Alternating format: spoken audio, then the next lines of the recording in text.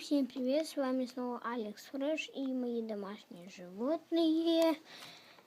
Это вот такие очаровательные белочки. Вот первый, вот второй.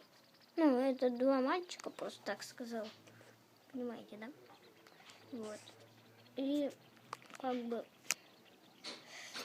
видите, это вот не крысы, это белочки. Видите, у них такие хвосты, да, пушистые? Пушистые. Пушистые. Сейчас клетку откроем. Сейчас. Так, лампу отвинем немножко. Так. Сейчас.